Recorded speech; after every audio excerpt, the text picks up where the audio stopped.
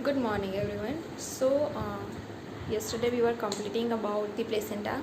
So, today we will talk about the mammary gland and lactation. In that, how the development of the mammary gland will be occur. Second, what are the role of the hormones? Role of the hormones mainly I already explained in endocrine system as well as into the reproductive system of the female. That I'm not going to repeat it again. And lactation, next topic is lactation and breast milk. Lactation is the important topic, so I will describe it and how the breast milk will be made. So first we'll start with the development of the mammary gland. It has three stages, like at the time of the birth, at the time of the childhood, at the time of the puberty, as well as at the time of the pregnancy. So how the mammary gland will be made. So at the time of the birth, the mammary gland is mainly rudimentary, and it consists of only a tiny nipple and few radiating ducts from it. At the time of the birth, as well as at the time of the childhood, so male and female both mammary glands are equal. There is no changes occur at the time of the childhood as well as into the birth. But after the puberty has been started, at that time, at the time of the puberty or after it started, at that time what happened, the vast changes into the structure of the female mammary gland, it has been occur after the puberty. The changes which are beginning into the mammary gland, which is known as the thelarche. So thelarche is as you all know what is menarche, so is same as the thelarche. So as the thelarche will be start after the puberty.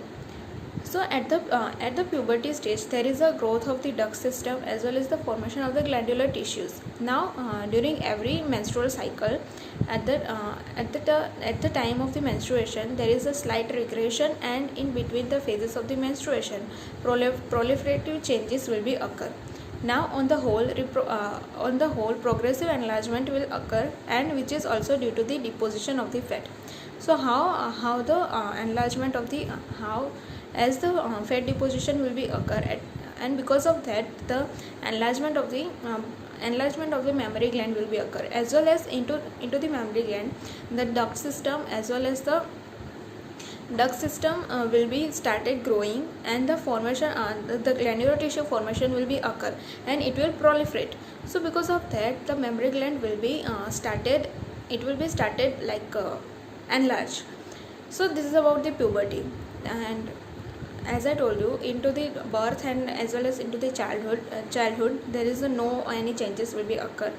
Next is during pregnancy. So during pregnancy, now the mammary gland will enlarge to the great extent accompanied by marked changes into the structure. So at the time of the pregnancy, the mammary gland will be started enlarging more, as well as the structure as well as the structure as well as the substances that are situated into the mammary gland, that all these things are getting more proliferated, as well as it will getting more enlarged. Now during the first half of the pregnancy, like first or second trimester, the duct system develops further with appearance of many new alveoli. So into the duct system, there is a more alveoli will be formed, and newly alveoli will be formed. Now but there is a no milk secretion will be occur into the gland. After into the second part of the during the second half, there is a andromous growth of glandular tissue, and the development is completed for the production of milk just before the end of the gestation period. So as the second half means into the third trimester, there is a andromous growth of the glandular tissue, like glandular tissue will be growth more, and it will be growing more, as well as the milk production will be completed, and the development as well as the milk production which is completed, and before the gestation period will be end. So before the delivery, this whole process will be done. Now what are the role of the hormones into the growth of the mammary gland? So like estrogen, progesterone, prolactin, placental hormone, and the other hormones like estrogen will be help to growth the ductile system into the mammary gland. Progesterone will growth the it will help to growth the glandular tissue. Third one is prolactin. So what is the function of the prolactin? So prolactin, which is necessary for the milk secretion. So how it will secrete the milk? So it will also play an important role to growing the glands or growing the mammary glands during the pregnancy. So fourth is placental hormones like estrogen and progesterone. So as the estrogen and progesterone secreted from the placenta, which are essential for the further development of the mammary gland, that I already explained it into the reproductive system, like into the female reproductive system. In other hormones like growth hormone thyroxine and the cortisol, which are also enhance the growth of the mammary gland. And next is lactation. So this is estrogen, progesterone, prolactin hormone, and growth hormone thyroxine and the cortisol. So this mainly hormones which will help to this hormone will help to enhance or to improve the growth into the mammary gland during the time of the pregnancy, or as well as from the puberty. Next is lactation. So what is lactation? Lactation means the synthesis, secretion, as well as the ejection of the milk. So it will include two processes like milk secretion. Second is milk ejection. So what is the milk secretion? Milk secretion means synthesis of the milk by the alveolar epithelium and its passage through the duct system, which is known as the milk secretion. So in this synthesis of the milk by alveolar epithelium. So the milk synthesis will be occur by the alveolar epithelium, and it is also passage through the duct system, now which is known as the milk secretion. Now milk secretion has a two phase, like lactogenesis and galactopoiesis. So lactogenesis means the starting phase of the milk production, during the first as the pregnancy will be occur. So during the first half of the pregnancy, the milk production already started, like small amount of the milk secretion will be occur at the later month of the pregnancy.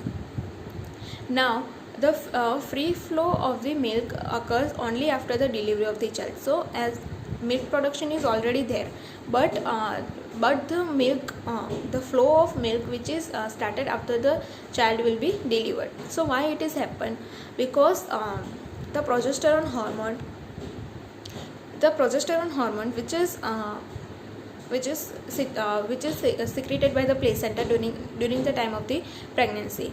So the progesterone hormone which will always synthesize the effect of the which will always inhibit the effect of the prolactin hormone. Now the prolactin, which is the important hormone, or which is the only hormone which will help the mammary gland to secrete the milk.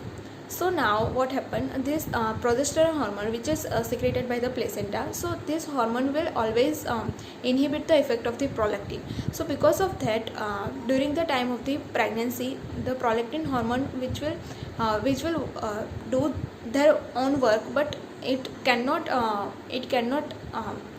what we can say, it cannot apply that work properly. So it cannot produce it cannot expel the milk before the delivery.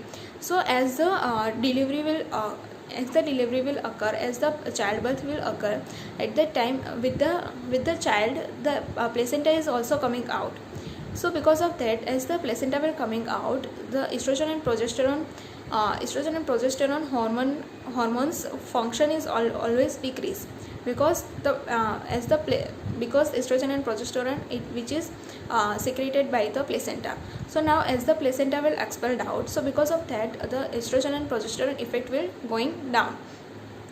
And now because of as the effect of progesterone and estrogen will going down, now this side into the mammary gland, the prolactin's effect will be rise, because there is now progesterone will not inhibit the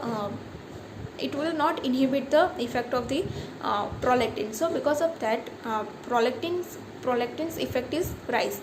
And now this because of as the prolactin's effect is rise, and prolactin is working properly, and it has no any inhibition for the prolactin hormone.